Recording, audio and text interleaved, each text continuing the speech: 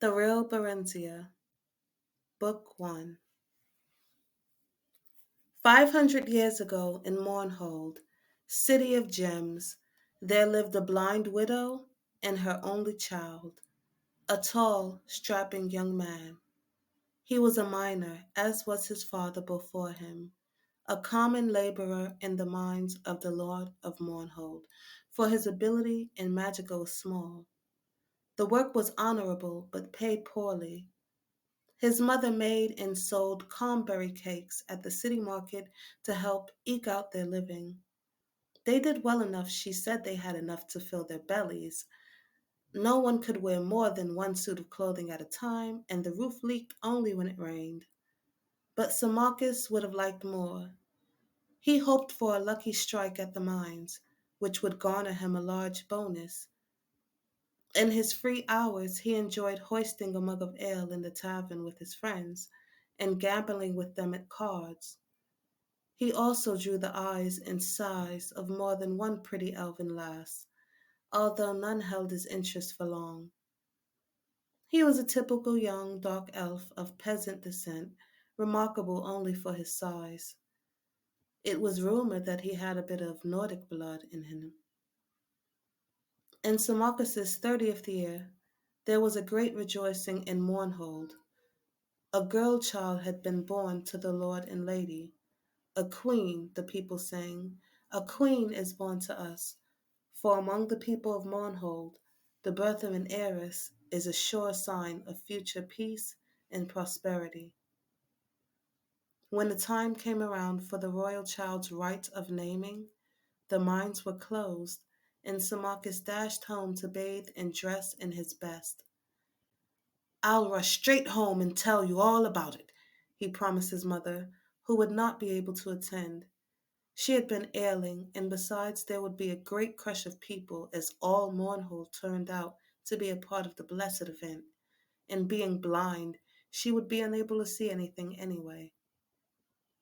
My son, she said, afore you go, fetch me a priest or a healer, ere I may pass from the mortal plane ere your return.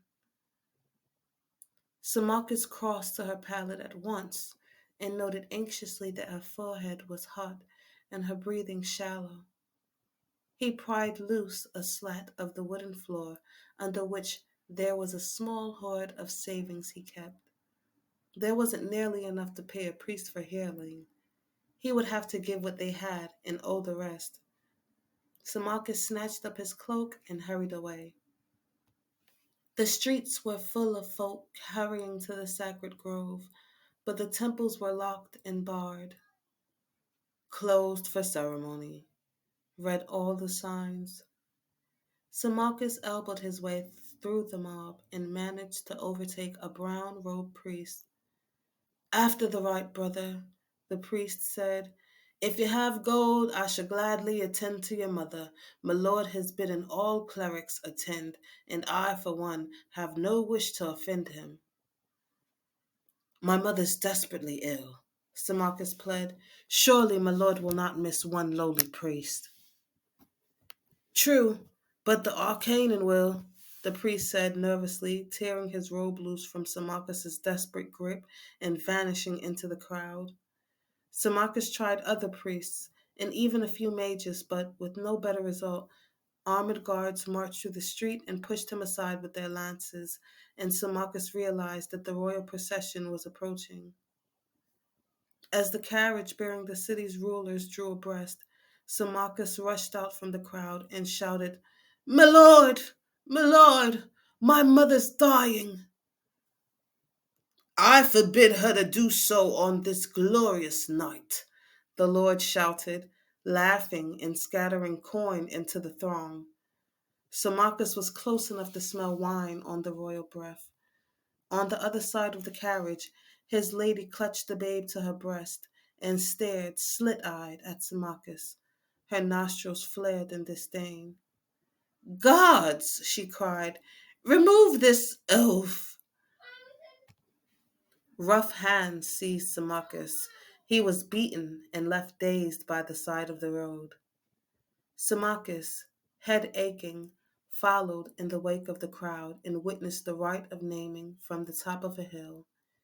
He could see the brown-robed clerics and blue-robed mages gathered near the high-born folk far below. Barenziah. The name came dimly to Sir Marcus's ears as the high priest lifted the swaddled babe and proffered her to the twin moons on either side of the horizon. Joan rising, Jode setting. Behold, the Lady Barenziah, born to the land of Mournhold. Grant her thy blessings and thy counsel, ye kind gods, that she may ever rule well over Mournhold, its ken and its weal, its kith and its ilk. Bless her, bless her. All the people intoned along with their lord and lady, hands upraised. Only Sir Marcus stood silent, head bowed, knowing in his heart that his dear mother was gone.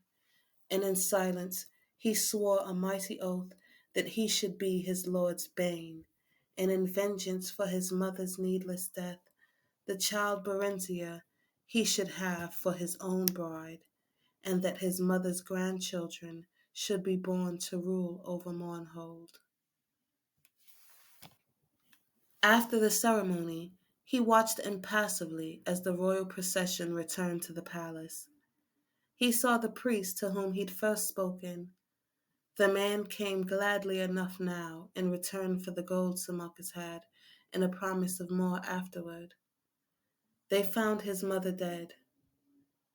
The priest sighed and tucked the pouch of gold coins away. I'm sorry, brother. It's all right. You can forget the rest of the gold. There's aught I can do here, likely. Give me back my money, Sir Marcus snarled. You've done naught to earn it. He lifted his right arm threateningly. The priest backed away, about to utter a curse, but Sir Marcus struck him across the face before more than 3 words had left his mouth. He went down heavily, striking his head sharply on one of the stones that formed the fire pit. He died instantly. Sir Marcus snatched up the gold and fled the city. As he ran, he muttered one word over and over like a sorcerer's chant. Barenziah, he said. Barenziah, Barenziah. Barenziah stood on one of the balconies of the palace, staring down into the courtyard where soldiers milled, dazzling in their armor. Presently they formed into ordered ranks and cheered as her parents, the lord and lady, emerged from the palace, clad from head to toe in ebony armor, long purple-dyed fur cloaks flowing behind them. Splendidly caparisoned, shining black horses were brought for them, and they mounted and rode to the courtyard gates and turned to salute her. Barenziah, they cried. Barenziah, our beloved, farewell! The little girl blinked back tears and waved one hand bravely. Her favorite stuffed animal, a gray wolf cub she called Wuffin, clutched to her breast with the other. She had never been parted from her parents before and had no idea what it meant, save that there was war in the West and the name Tiber Septim was on everyone's lips, spoken in hate and dread. Barenziah! The soldiers cried, lifting their lances and swords and bows. Then her dear parents turned and rode away, knights trailing in their wake, until the courtyard was nearly emptied. Some time after came a day when Barenziah was shaken awake by her nurse, dressed hurriedly, and borne from the palace. All she could remember of that dreadful time was seeing a huge shadow with burning eyes filling the sky. She was passed from hand to hand. Foreign soldiers appeared, disappeared, and sometimes reappeared. Her nurse vanished, and was replaced by strangers, some more strange than others. There were days, or it may have been weeks, of travel. One morning, she awoke to step out of the coach into a cold place with a large gray stone castle amid empty, endless gray green hills covered patchily with gray white snow. She clutched Wolf into her breast in both hands and stood blinking and shivering in the gray dawn, feeling very small and very dark in all this endless space, this endless gray white space. She and Hannah, a brown skinned, black haired maid who had been traveling with her for several days, went inside the keep. A large gray white woman with icy gray golden hair was standing by a hearth in one of the rooms. She stared at Barenziah with dreadful bright blue eyes. She's very black, isn't she? The woman remarked to Hannah. I've never seen a dark elf before. I don't know much about them myself, my lady, Hannah said, but this one's got red hair and a temper to match, I can tell you that. Take care. She bites and worse. I'll soon train her out of that, the other woman sniffed. And what's that filthy thing she's got? Ugh! The woman snatched Wolfen away and threw him into the blazing hearth. Barenziah shrieked and would have flung herself after him, but was held back despite her attempts to bite and claw at her captors. Poor Wolfen was reduced to a tiny heap of charred ash. Barenziah grew like a weed transplanted to a Skyrim garden, a ward of Count Sven and his wife, the Lady Inga. Outwardly, that is, she thrived, but always there was a cold and empty place within. I've raised her as my own daughter, Lady Inga was wont to sigh as she sat gossiping when neighboring ladies came to visit. But she's a dark elf. What can you expect? Barenziah was not meant to overhear these words. At least she thought she was not. Her hearing was keener than that of her Nordic hosts. Other less desirable dark elven traits evidently included pilfering, lying, and a little misplaced magic. Just a small fire spell here and a little levitation spell there. And as she grew older, a keen interest in boys and men would provide very pleasant sensations, and to her astonishment, gifts as well. Inga disapproved of this last for reasons incomprehensible to Barenziah, so she was careful to keep it as a secret as possible. She's wonderful with the children, Inga added, referring to her 5 sons, all younger than Barenziah. I don't think she'd ever let them come to harm. A tutor had been hired when Johnny was 6 and Barenziah 8, and they took their lessons together. She would have liked to train in arms as well, but the very idea scandalized Count Sven and Lady Inga, so Barenziah was given a small bow and allowed to play at target shooting with the boys. She watched them at arms practice when she could, sparred with them when no grown up folk were about, and knew she was good as or better than they. She's very proud, though, isn't she? One of the ladies would whisper to Inga, and Barenziah, pretending not to hear, would nod silently in agreement.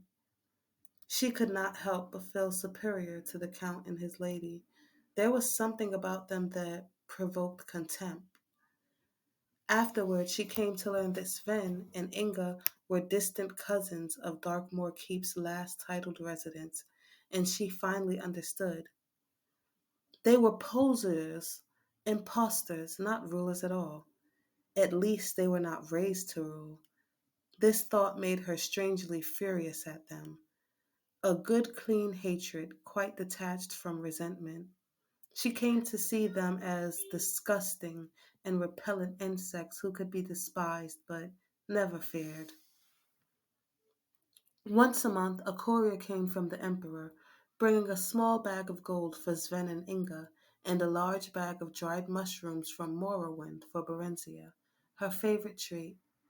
On these occasions, she was always made to look presentable, or at least as presentable as a skinny dark elf could be made to look in Inga's eyes, before being summoned into the courier's presence for a brief interview.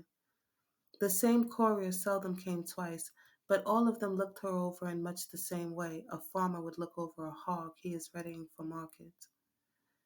In the spring of her 16th year, Berenzia thought the courier looked as if she were at last ready for market. Upon reflection, she decided she did not wish to be marketed.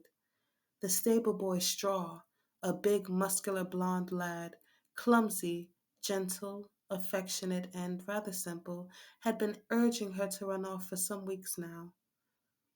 Berenzia stole the bag of gold the courier had left, took the mushrooms from the storeroom, disguised herself as a boy in one of Johnny's old tunics and a pair of his cast off breeches, and on one fine spring night she and Straw took the two best horses from the stable and rode hard through the night towards Right Run, the nearest city of any importance and a place where Straw wanted to be.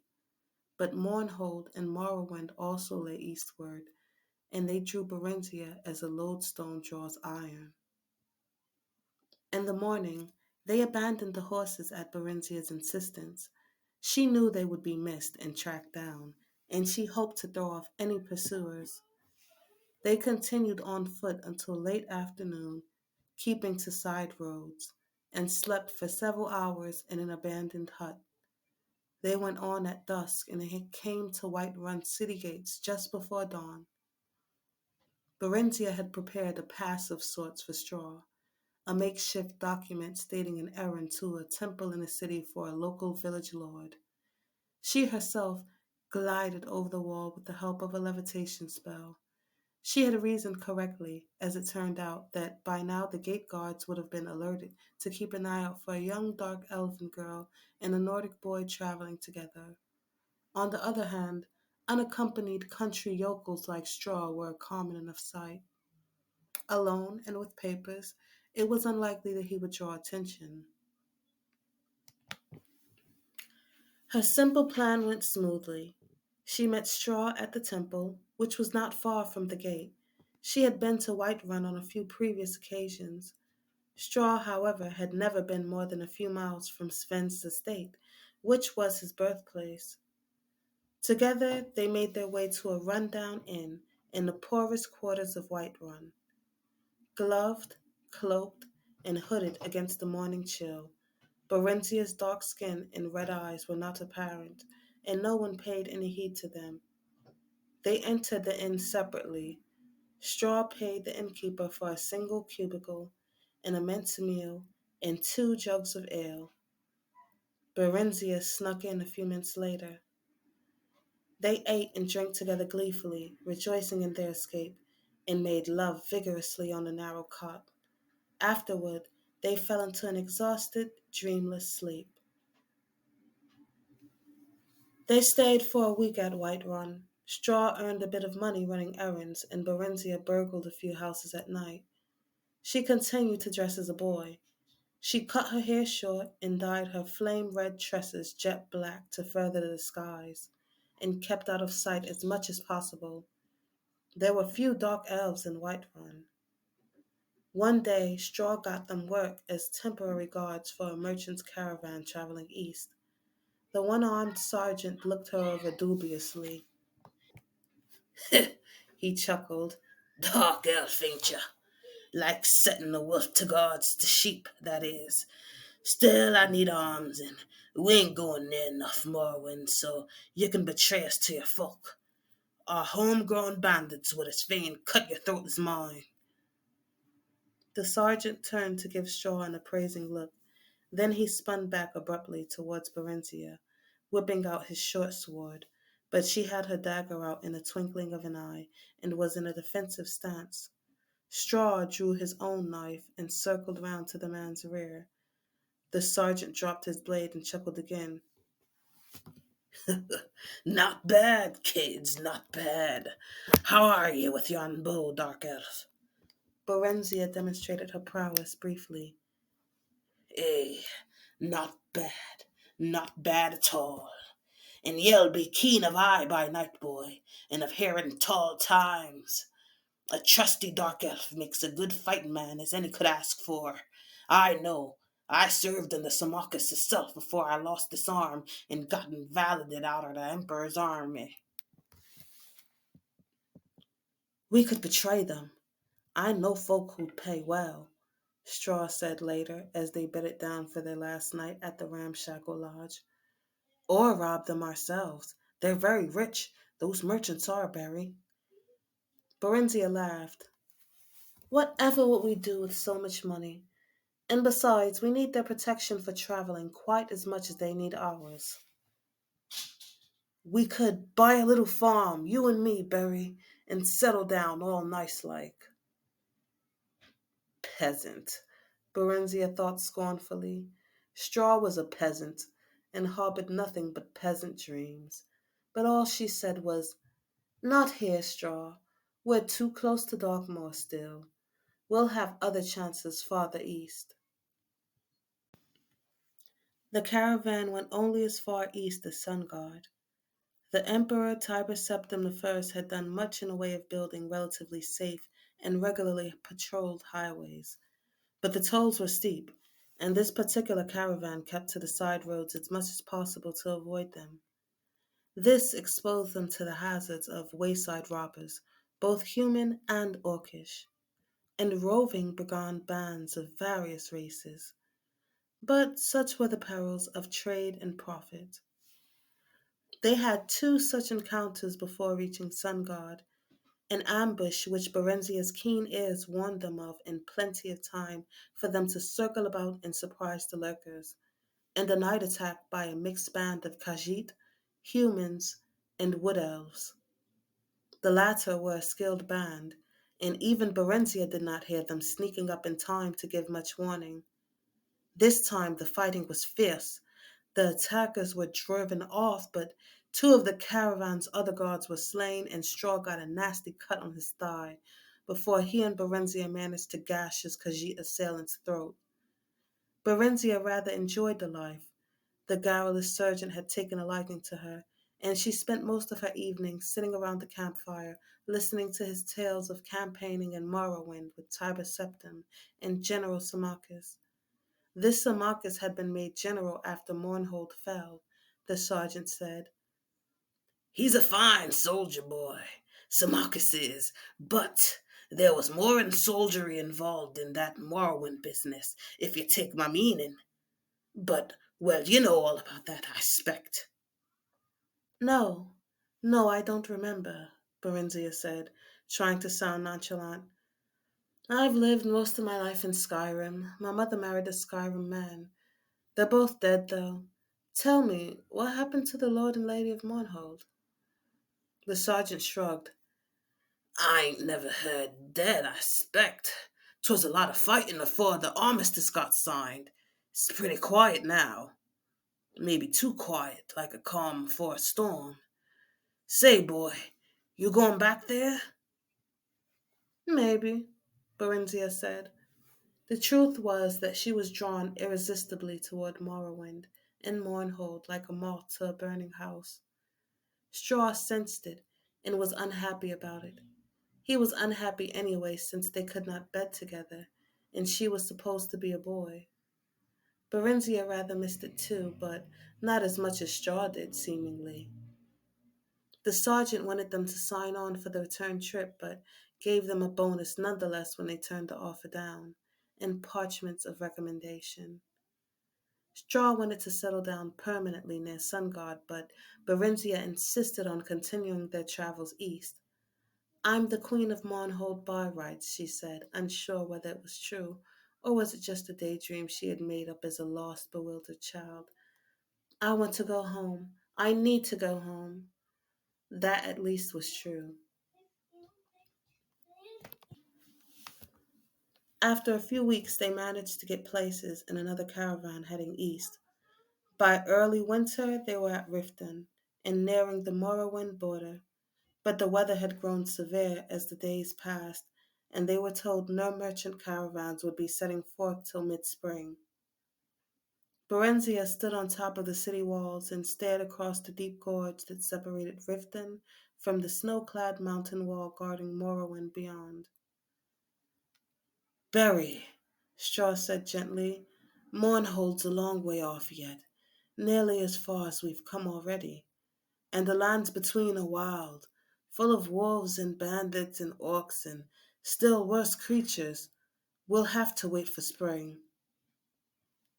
"There's Silgar Tower," Berry said, referring to the dark elven township that had grown up around an ancient minaret guarding the border between Skyrim and Morrowind. "The bridge guards won't let me across, Barry. They're crack Imperial troops. They can't be bribed. If you go alone.